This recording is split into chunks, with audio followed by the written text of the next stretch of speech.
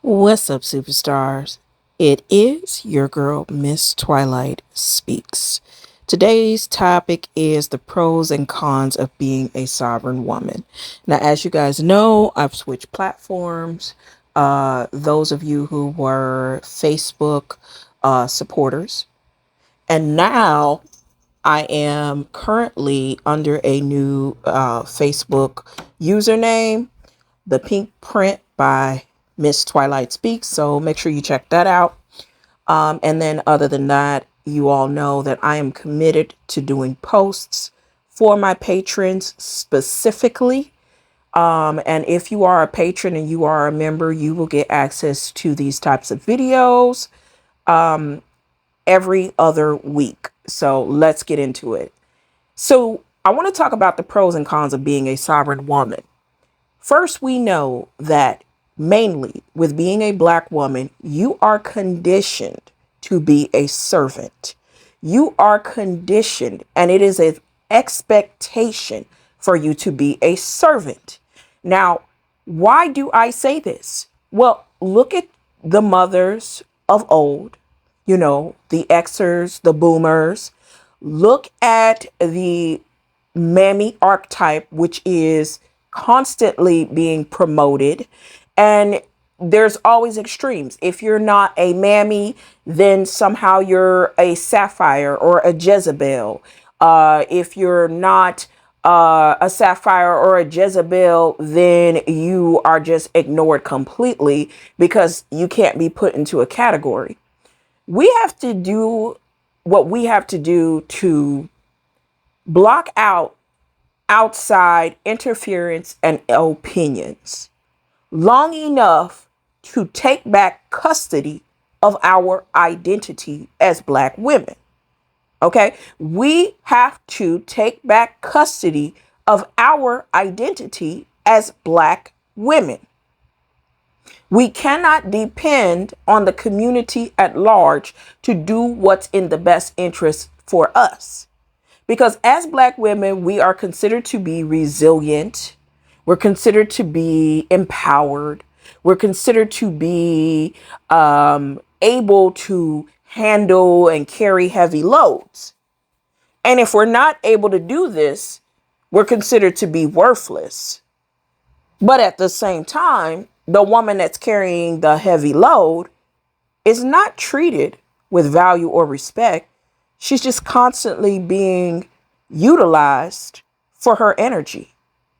So part of being a sovereign woman is realizing you're going to piss some people off when you decide to have the audacity to love yourself, to have the audacity to put your needs first, to have the audacity to put up healthy boundaries. And in fact, I did a small manuscript on setting healthy boundaries, and you'll find the ebook in the description. So make sure you check that out. Now, with that being said, why do we have to manage our energy? Why can't we just give it all away and make sure that our men are happy and make sure that the children are happy constantly? Because the same people that depend on your energy can't necessarily pour it back into you. And what they pour back into you is mediocre at best. Unfortunately, that is just the case. Now, as much as we would like to convince ourselves that the mediocrity that is given back to us has a certain level of value, and in fact, a lot of men's egos get bruised by that, it does nothing for the lack of energy that we have as women.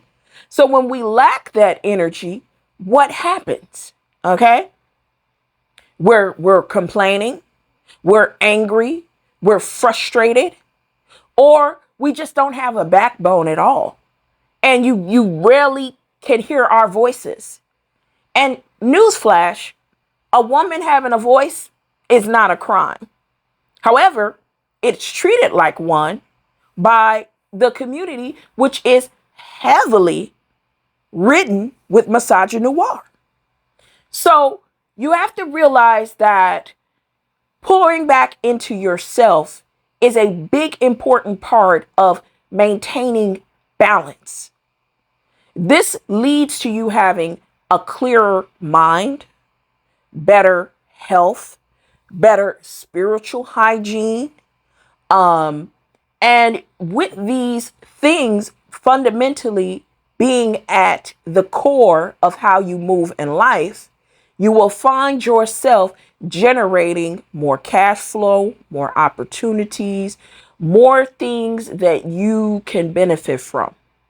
And you almost have to train yourself to be okay with benefiting and not necessarily benefiting others.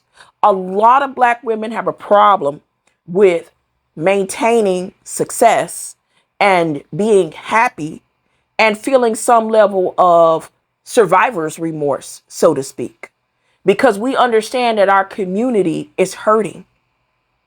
But we also have to understand that our community will hurt us if we are not careful with how much energy we pour into others and how many others' problems and burdens we take on.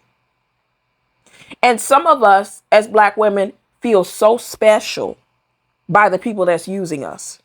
Make it the fuck make sense. We're walking around feeling special because people are using us. Nothing special about that. So it is important to realize that, yes, some people are going to be upset, all the way to the fact of criticizing you, demeaning you, devaluing you, and making you feel like straight shit, or trying to at least.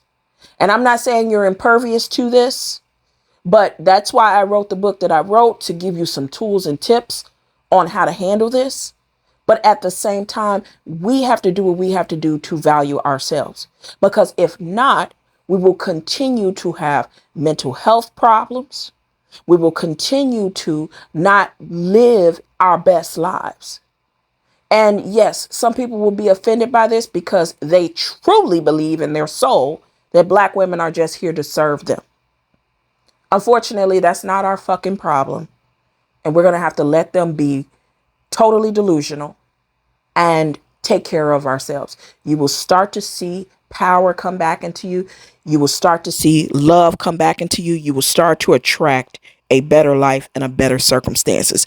Even with your children, setting those boundaries are important.